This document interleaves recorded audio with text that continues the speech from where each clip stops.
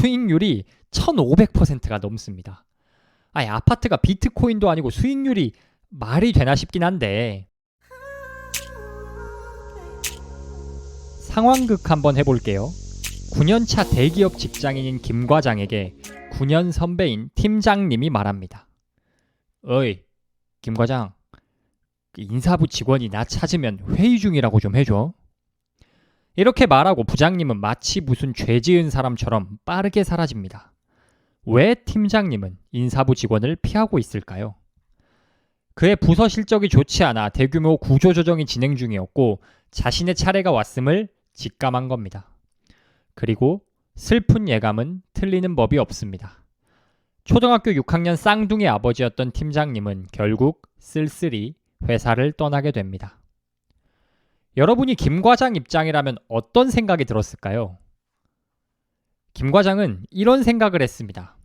내가 9년 차인데 팀장님이 나보다 9년 선배니까 나 벌써 직장생활 반이나 한 거야? 등골이 오싹해집니다. 그 누구보다 회사 일에 최선을 다하며 저녁 11시, 12시까지 야근도 마다하지 않던 김 과장은 그제야 회사는 나를 책임져 주지 않는구나 라는 사실을 깨닫게 됩니다. 그때부터 김 과장은 다른 길을 찾기 시작합니다. 100세 시대라는데 연봉이 수십억 된다면 모를까. 9년 동안 받을 급여로는 자녀 교육하고 노후 생활비까지 얻는 것은 불가능하잖아요. 그래서 김 과장이 찾은 다른 길이 무엇이었냐고요? 여기까지가 책 월급쟁이 부자로 은퇴하라의 저자이자 유튜브 채널 신사임당의 재테크 좀 아는 선배, 그리고 월급쟁이 부자들 커뮤니티를 통해 많은 이들의 부동산 멘토로 활약하고 계신 너나위 님이 투자를 시작하게 된 이야기였습니다. 평범한 월급쟁이였던 너나위 님이 현재는 70억 자산가가 되셨는데 70억 달성까지 걸린 시간이 얼마나 될까요? 단 3년. 3년입니다. 제 지금 연봉이 3,000원절인데 70억 벌려면 233.33년이면 되네요. 뭐 되겠네요. 어우야. 그런데 너나위님은 책에서 그리고 출연한 콘텐츠에서 당신도 할 수 있다라고 말해요. 진짜? 에이 하는 생각으로 책을 읽었는데 본인은 이미 노후 걱정 없는 자산을 확보하셔서 그런지 몰라도 이 책에 진짜 이렇게 다 말해줘도 돼? 하는 생각이 들 정도로 자신의 투자 경험과 노하우를 자세하게 담았습니다. 투자한 아파트가 어느 지역, 어떤 단지인지도 추적이 가능하고 매매, 전세는 얼마에 했는지, 자료조사는 어떤 순서로 어떤 사이트 들어가서 어떤 메뉴를 눌러야 되는지까지 진짜 다 나와 있어요.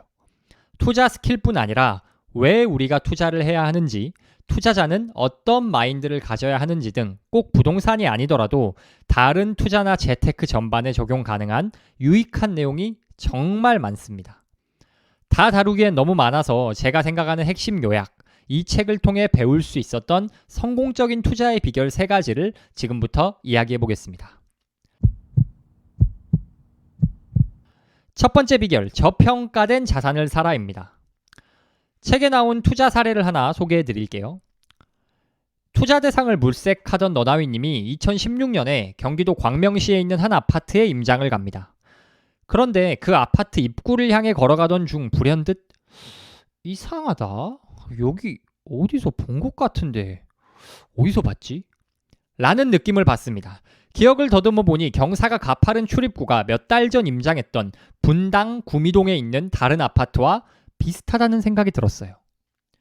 당시 분당 구미동 아파트가 매매가 2억 7천만 원 정도였다는데 광명에 있는 아파트가 3억 1천에서 2천만 원 정도의 매물이 나와 있었어요. 물론 광명도 입지가 아주 좋은 곳이지만 천당 아래 분당이잖아요. 그럼 분당 아파트가 광명보다 싸다? 분당 아파트가 광명에 비해 저평가됐다고 판단한 너나위님은 분당 아파트를 매매가 2억 6,500만 원에 전세를 껴서 실투자금 2,450만 원으로 매입했습니다. 그런데 또 이런 거 보면 지금은 어떻게 됐나 궁금하잖아요. 그래서 제가 책에서 나온 조건들, 분당 구미동 21평 2016년에 2억 6,500에 거래된 아파트 등의 단서로 찾아봤습니다. 대충 어딘지 알겠더라고요. 현재 시세는 실거래가 기준 놀라지 마세요. 6억 5천 정도입니다. 2,450만 원으로 3억 8,500만 원을 번 거예요. 수익률이 1,500%가 넘습니다. 아니, 아파트가 비트코인도 아니고 수익률이 말이 되나 싶긴 한데, 아무튼 비교 대상이었던 광명 아파트는 현재 실거래가 기준 약 5억 9천만 원 정도입니다. 많이 올랐지만 분당보다 수익률은 저조하죠. 더 우수한 입지에 저평가된 아파트를 구입하니 더 싼 가격에 매입한 아파트가 결과적으로는 그 본래 가치에 맞는 시세를 형성하고 있습니다. 일단 부럽습니다. 부럽고요. 그런데 일단 부러움은 둘째치고 여기서 우리가 배울 수 있는 점이 뭔가요? 저평가된 대상에 투자해야 소위 안전 마진을 확보해 잃지 않는 투자보다 수익률 높은 투자를 할 수 있다는 겁니다. 그런데 말은 참 쉽죠. 우리가 궁금한 건 어떻게 저평가 아파트를 찾는가잖아요. 저평가 아파트를 찾기 위해선 먼저 필요한 선결 조건이 있습니다. 바로 투자 대상을 여러 개 알아놔야 한다는 점입니다. 너나위님의 책을 보면 운동화 가지고 출근해가지고 평일 퇴근 이후 저녁 늦게까지 임장 다니고 주말에 또 가고 명절에도 임장을 다녔다는 이야기가 나옵니다. 이런 각고의 노력을 통해 전국 방방곡곡에 있는 아파트를 알아놨으니 상대적으로 저평가된 물건을 찾을 수 있었다는 거죠. 이는 부동산뿐만이 아닙니다. 주식에서도 아는 종목이 삼성전자 하나면 이게 저평가인지 고평가인지 알 길이 없잖아요. 비슷한 반도체, 휴대폰 사업을 하는 다른 기업들은 어느 정도의 평가를 받고 있는지를 알아야 상대적으로 저평가 여부를 확인할 수 있습니다. 따라서 성실한 조사를 통해 아는 투자 대상을 늘리고 이중 저평가된 대상을 찾아 투자하라. 이것이 너나위님의 첫 번째 투자 비결입니다. 둘째, 나만의 투자 원칙을 가져라. 투자뿐만 아니라 무슨 일을 하든 마찬가지겠지만 뭔가 중요한 일을 해내기 위해선 원칙이 있어야 합니다. 그래야 일시적인 환경의 변화, 순간적인 기분이나 감에 따라 결정하지 않고 객관적인 결정을 할 수 있습니다. 너나위님이 가지고 있던 투자 원칙은 세 가지입니다. 첫째, 투자 대상이 저평가된 상태인가. 둘째, 투자금이 적게 드는가. 셋째, 리스크가 감당할 수 있는 수준인가. 너나위님은 투자금이 3천에서 5천만 원 사이로 드는 물건에만 투자하셨다고 해요. 아무리 저평가되었다고 판단되는 매물도 투자금이 커지면 투자하지 않으신다고 합니다. 절대 금액이 커질수록 시장이 안 좋을 때 하락이 크게 나타나고 이는 곧 리스크가 될 수 있기 때문입니다. 1억짜리 투자 하나를 할 바에 5천만 원짜리 두 건을 하면서 여러 번 투자 경험을 쌓으라고 조언합니다. 마찬가지로 아무리 투자금이 적게 드는 매물이라도 저평가되어 있지 않으면 투자하지 않으신다고 합니다. 지방 같은 경우엔 전세가랑 매매가가 똑같아서 거의 돈 안 내고 오히려 간혹 전세가가 더 비싸서 돈 받고 살 수 있는 매물들도 있거든요. 그렇지만 저평가가 아니라 그냥 원래 싼 거일 수도 있다는 거죠.